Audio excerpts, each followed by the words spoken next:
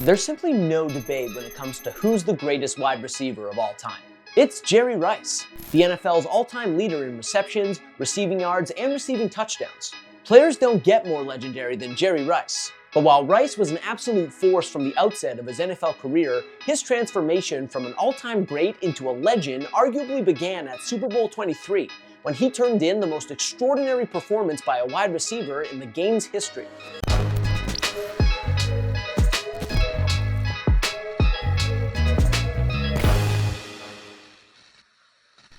By the time the 1988 campaign rolled around, a soon-to-be 26-year-old Jerry Rice was already the NFL's best receiver and clearly poised for a historic career. Over his first 3 seasons with the San Francisco 49ers, the Mississippi Valley State product had written his name all over the NFL's record books. Following a solid rookie campaign, Rice broke out in earnest as a sophomore, becoming the first player in NFL history to record 1,500 receiving yards and 15 receiving touchdowns in the same season.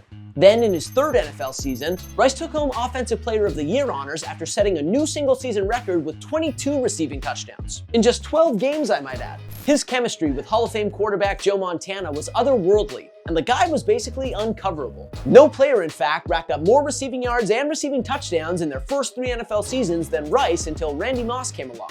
And yet, as prolific as Rice was, and as San Francisco's offense was, the 49ers weren't the juggernaut they had been at the start of the decade.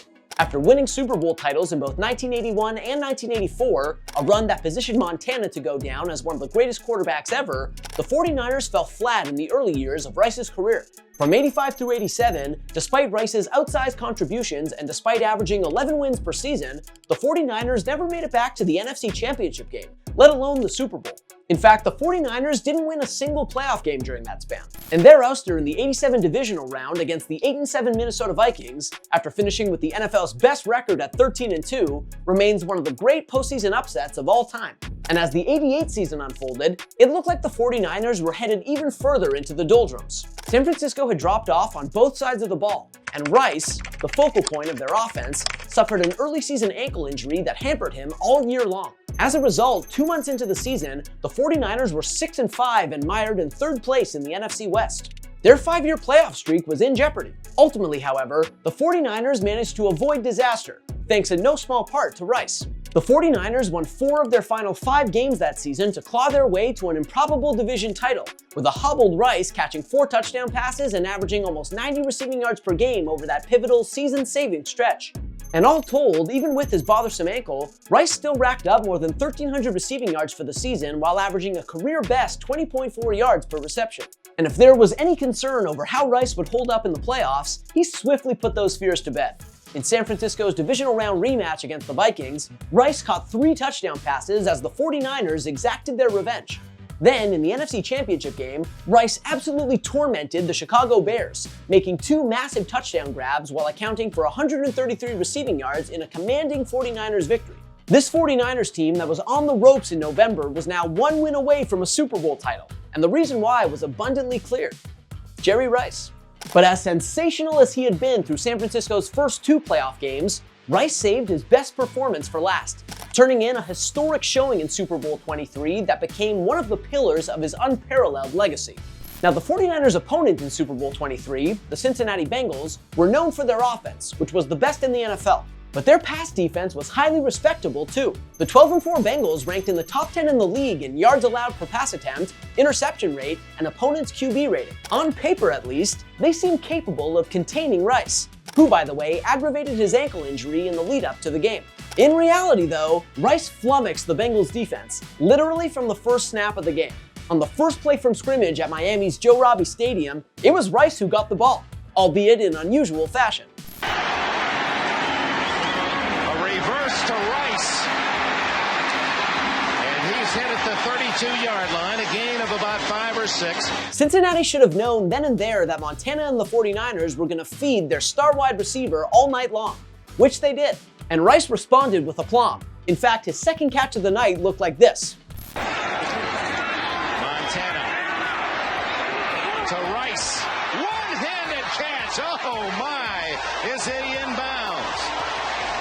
Lewis Billups there, and Rice, a dazzling play, a first down at the 45-yard line. Rice answering those people who were asking about his ankle.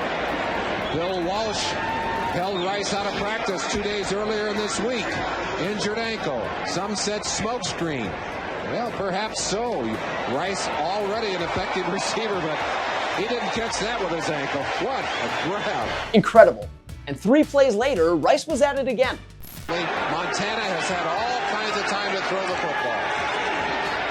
He throws deep. Rice is wide open. Out of bounds at the 11-yard line.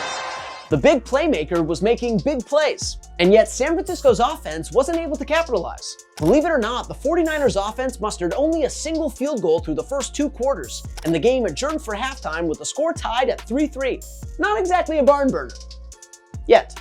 Late in the 3rd quarter, however, with San Francisco trailing by a touchdown and the possibility of a Bengals upset suddenly looking real, Rice and Montana dialed in for serious, putting on a late-game clinic that ultimately fueled one of the most compelling finishes in Super Bowl history. On their first play from scrimmage following Cincinnati's go-ahead kick return touchdown, Montana hit Rice for a massive gain. And less than a minute later, after storming into the red zone on another huge downfield pass, Montana once again hit his favorite target. The throw is to Rice. Touchdown.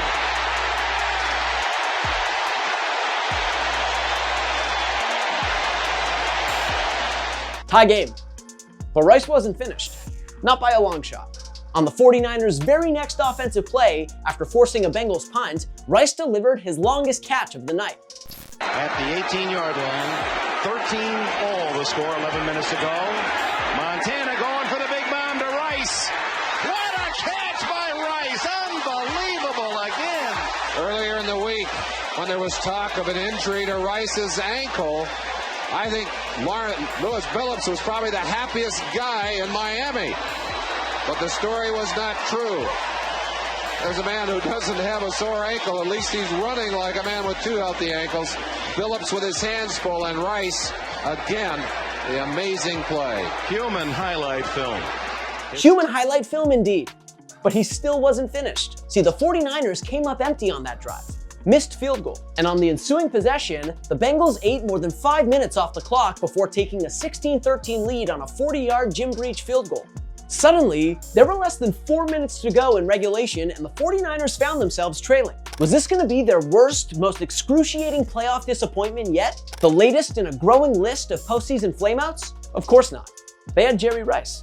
On the ensuing 49ers possession, with the game and their season on the line, Montana repeatedly targeted Rice, who racked up more receiving yards on that drive alone than any Bengals receiver did all game. But just when it looked like the 49ers drive might stall out and like they might have to settle for a field goal attempt in overtime, Rice's final catch of the night on 2nd and 20 with only 75 seconds left on the clock made a victory in regulation seem possible again.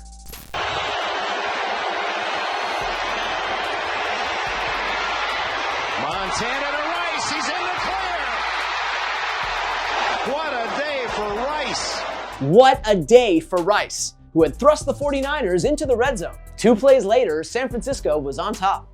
This has just set a Super Bowl record with 12 catches. He's in motion. Montana. Touchdown, John Taylor.